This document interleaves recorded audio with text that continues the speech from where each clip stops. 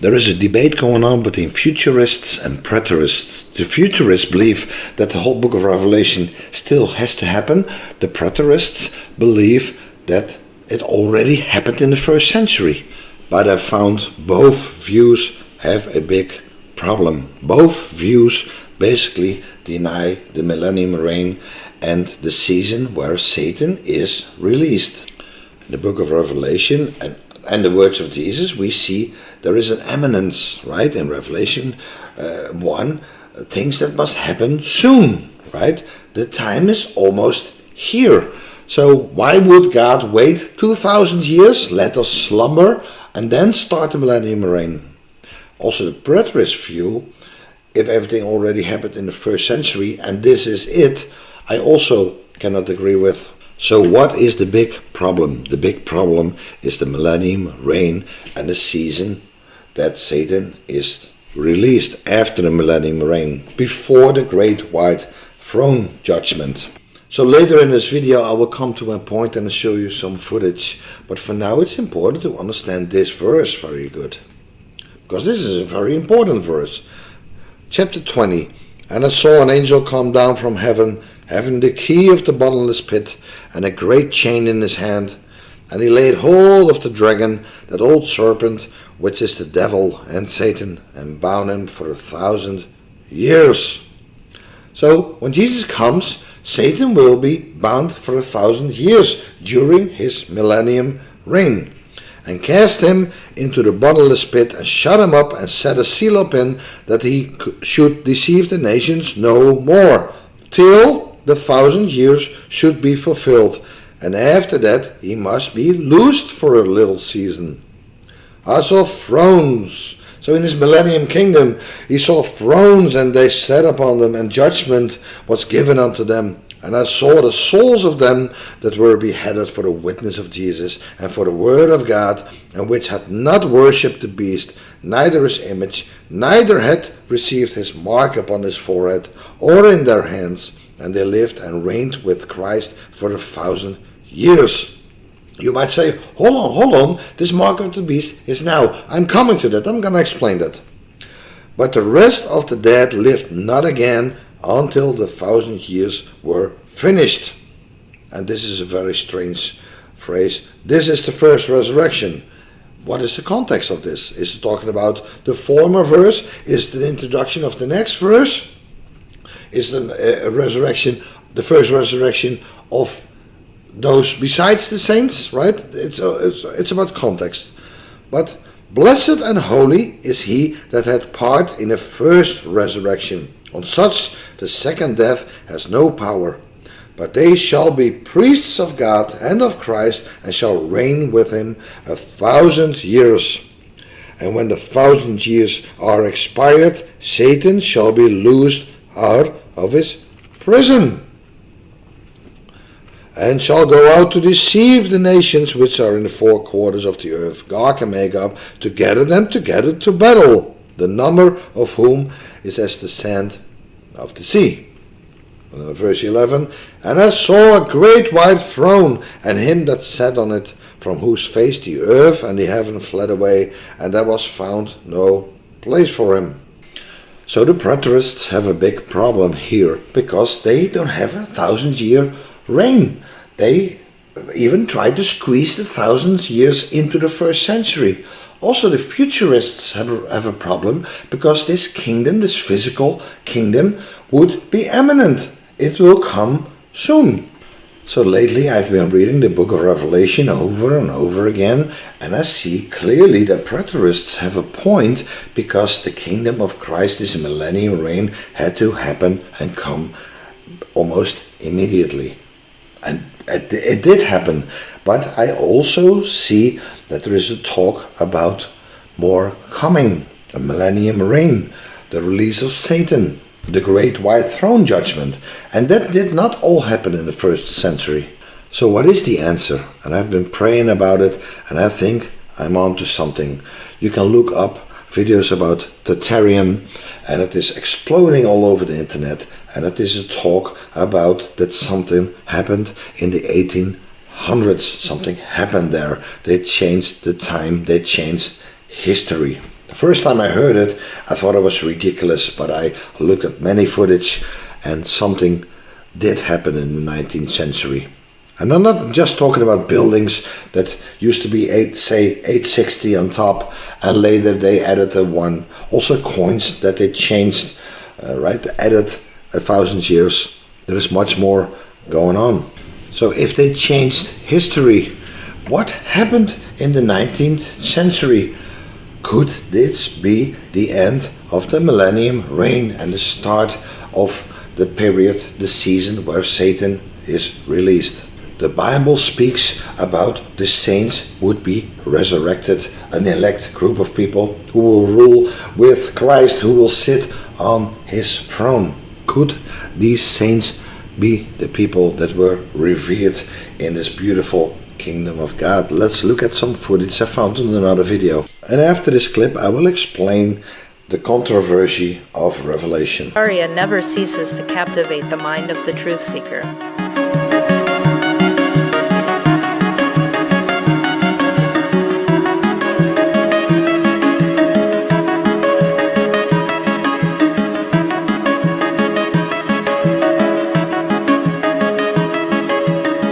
As we have discovered and then meticulously examined the evidence, what we can clearly see is sufficient proof for an advanced, highly sophisticated civilization whose achievements surpass ours today.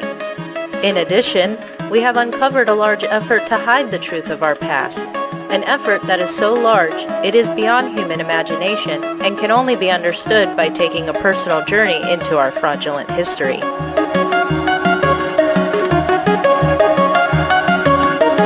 After quite a bit of research and intense thought on the matter, I now believe that what we are looking back on is indeed the millennial kingdom or messianic reign of Jesus Christ as prophesied in the Bible. Not only have we been lied to about our past, but we have also been tricked into thinking that we're on a different part of the overall timeline. The vast majority of Christians today believe that the prophecies in the Bible have not been fulfilled regarding the tribulation and the second coming of Christ, and that, therefore, the millennial kingdom is yet to come. However, by researching the past through a new lens, it has become clear that this millennial kingdom period has already come and gone, and our true place in time is much different than we thought. Perhaps some of you interested in eschatology have contemplated what the millennial kingdom would be like. What would the world look like if mankind were not oppressed by the evil one?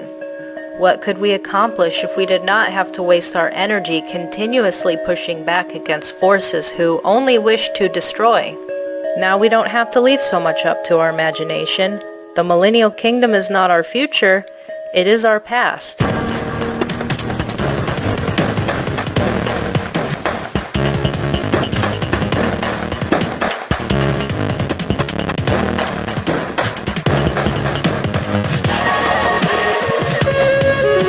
Regarding life during this time, there is a great treasure trove of information in the paintings, sculptures, manuscripts, architecture, and all other surviving artifacts. As we explore this wealth of clues from a new perspective, we will find many of the answers we have been looking for, and inevitably, just as many new questions.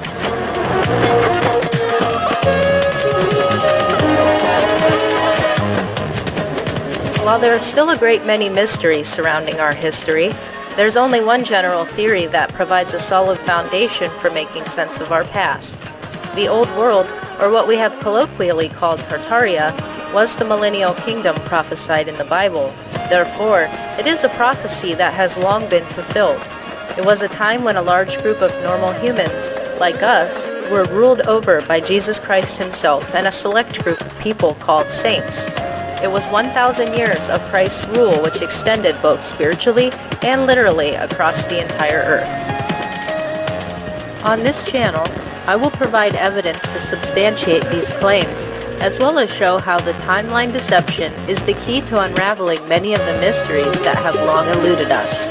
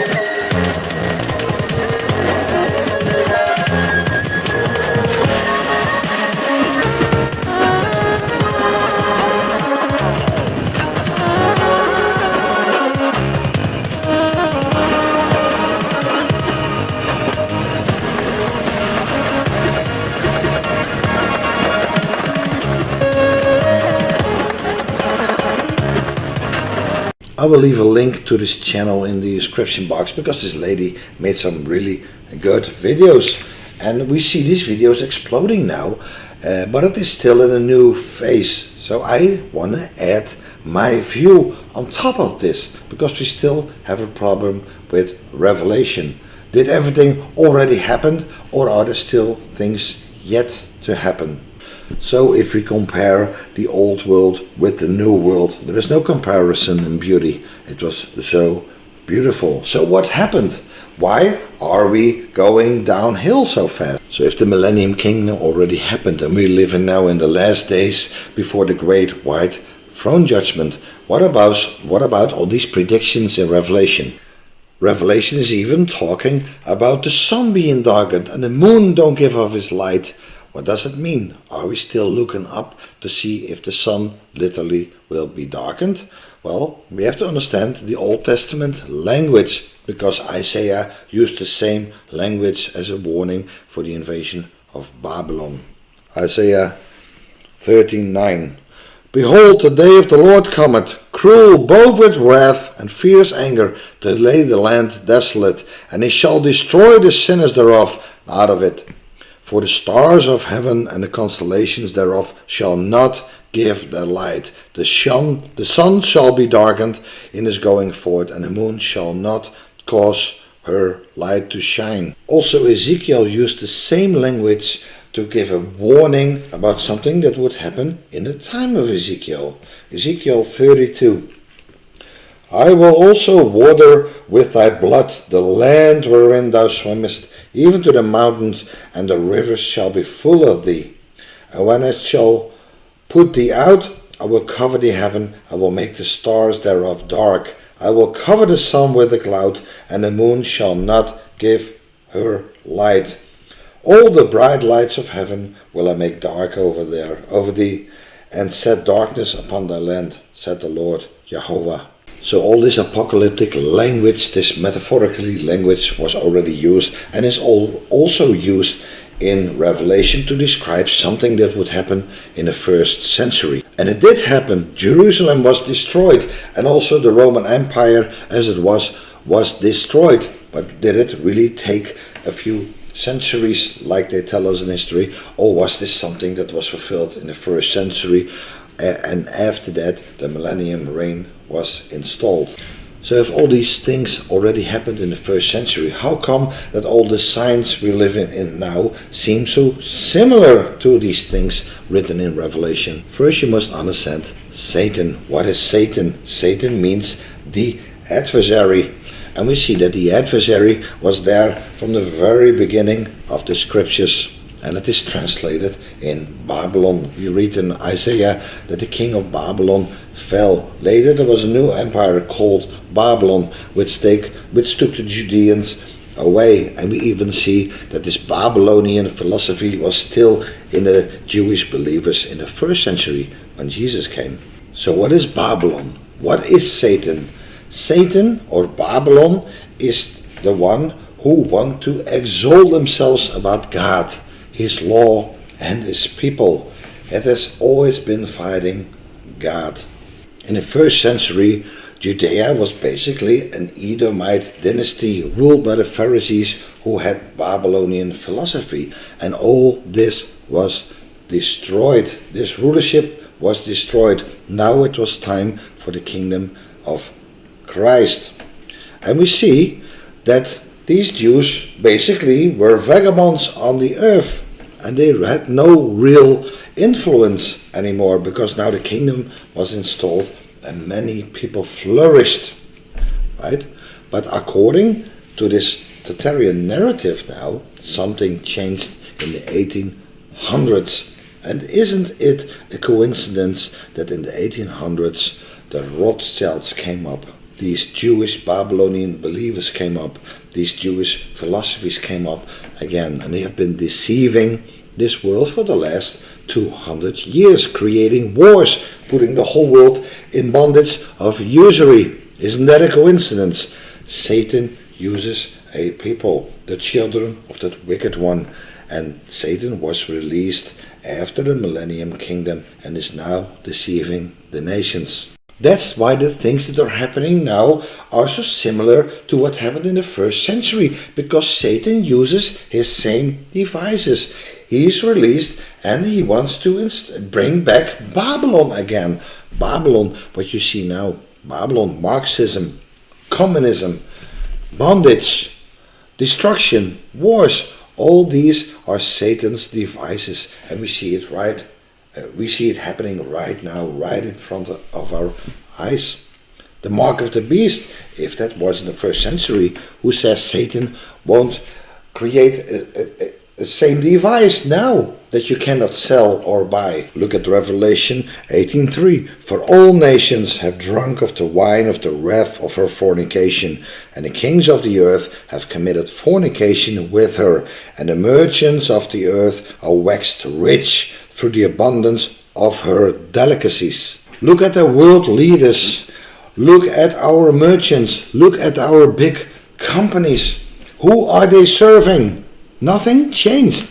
Why do you think, if Satan is released, that he would not use his same devices? No, we are not living in a time where everything already happened and now we are in a gradual process, because clearly we can see this world is falling apart. No, it is much more reasonable to believe and to understand that the Millennium Kingdom was here, but it ended, and now we are in the age where Satan is released for a season.